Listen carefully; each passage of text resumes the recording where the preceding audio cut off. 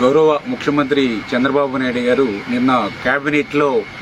ఈరోజు Friday no vehicle day అని ఏదైతే ప్రకటన చేశారో దానికి అనుగుణంగా ఈరోజు మన విజయవాడ క్యాంప్ ఆఫీస్ దగ్గర నుంచి ఈరోజు ముఖ్యమంత్రి గారి నివాసం వరకు, ఎందుకంటే ఇప్పుడే ముఖ్యమంత్రి గారి దగ్గర పోలవరం నిర్వాసితులకు సంబంధించి 300 కోట్ల రూపాయలు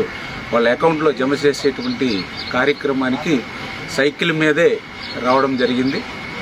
ఈ సందర్భంగా ఒకటే చెప్పదలుచుకున్నాం, ఏదైతే మన ప్రియతమ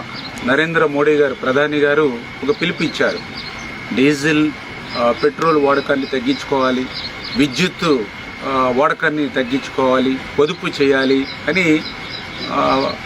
ఏదైతే యుద్ధం వల్ల వస్తున్నటువంటి పరిస్థితులు కానీ రూపాయి మార్క ద్రవ్య తగ్గుతున్నటువంటి పరిస్థితులు కానీ దృష్టిలో పెట్టుకుని ఏదైతే నరేంద్ర మోడీ గారు పిలిపించారో మరి ఆ పిలుపుని కొంతమంది వైసీపీ నాయకులు ఉన్న అవహేళన చేస్తూ మాట్లాడుతూ ఉంటే చాలా బాధ అనిపిస్తూ ఉంది. ఏదైతే ఆయన చెప్పినట్లుగా డీజిల్ పెట్రోలు విద్యుత్ పొదుపుగా వాడుకోవడం, పొదుపుగా ఉండడం మీకు ఇష్టమైతే చేయండి, లేకపోతే రేపొద్దున అడుక్కు తింటామంటే తినండి. కానీ